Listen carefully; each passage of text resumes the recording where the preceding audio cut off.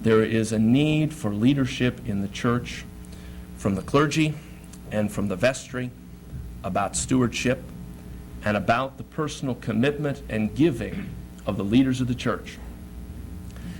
I was, again, taught in seminary that it was a virtue to be able to say that the clergy in this church don't talk about money. We have the lay people do that. I would invite you, as you make such statements about the role of clergy, for example, in teaching and preaching about stewardship, to substitute for the word stewardship or giving or money, substitute the word prayer and see how it sounds. As in, well, in our church, we don't have the clergy talk about prayer. We have lay people do that. Well, I think it's great to have lay people talk about prayer, just as it is great to have lay people talk about stewardship and money and all the issues related to that. But if the clergy were explicitly avoiding the subject of prayer, I would raise a question: what's going on in the prayer life of the rector? And I'm afraid to say that a lot of times that we, the clergy, have not really dealt with what's going on in our own stewardships to the point where we feel comfortable talking about it in our own congregations. There's a leadership principle at work, and the people of the parish need to hear from their leaders. It's uncomfortable, there's no question about it, to become more open about what God has done in our own life and our response. There's a wonderful story of a college professor who was giving a large lecture class, one of those 500-seat rooms. It came time for the final exam, handed out the exam and said, "Class, you will have 2 hours to complete this test. At the end of the 2 hours, I will collect your papers, and under no circumstances will any papers be accepted after the deadline. You may begin." 2 hours later, the professor said, "Time's up, papers in now." Thunder of people came forward to pile up the papers, this enormous pile of papers on his desk. In the very back of the room, one guy just continues to write, furiously keeping writing. 5 minutes, 10 minutes, 15 minutes goes by, and he's still writing. Finally, he comes forward with his papers clutched up behind his back to the desk. And the professor looks at him and says, "I'm sorry, I won't accept your paper. It's late. I said I wouldn't accept any late papers."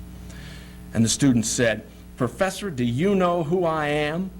And the professor said, "No, I don't."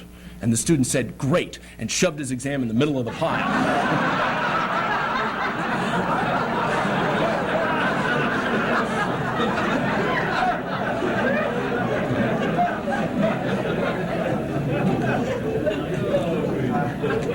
Around stewardship time, my experience is that a lot of clergy would love to head for the middle of the pile.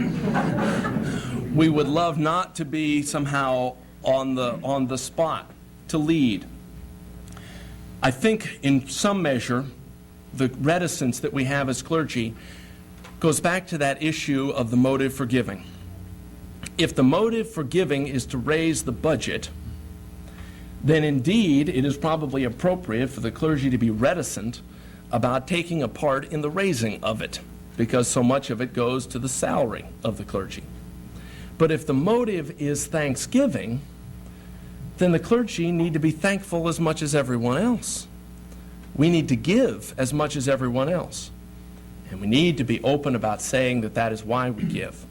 And I think one of the most effective ways that the clergy can talk about the purpose of stewardship is not fundraising for the budget, is to witness to their own giving, however minimal or committed that might be. To say, this is where I am, and here is where I want to be in my giving.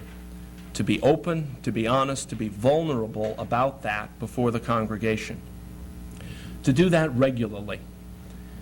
My experience, again, is that most clergy do not talk about their annual prayer sermon as if it were the one sermon that they advertise in advance so that people who can decide whether or not to come based on how much they want to hear the rector's prayer sermon.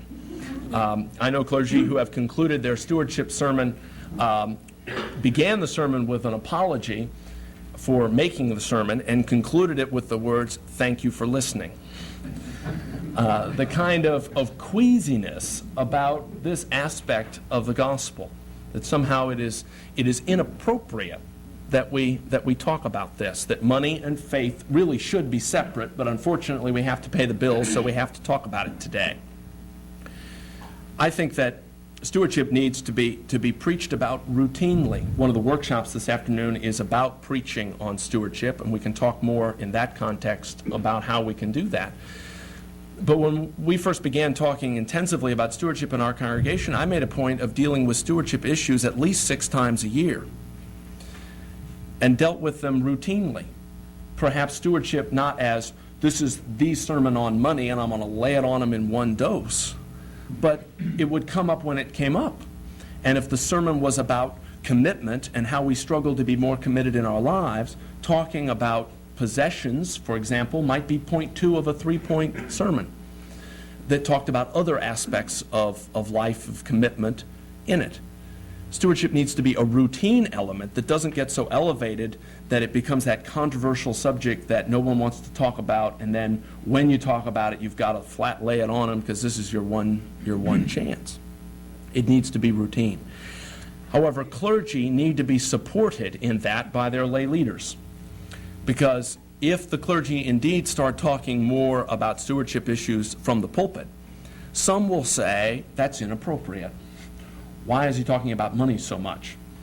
And the clergy need to be supported by the vestry and the stewardship leadership in the parish to say, because we asked the rector to talk about it more.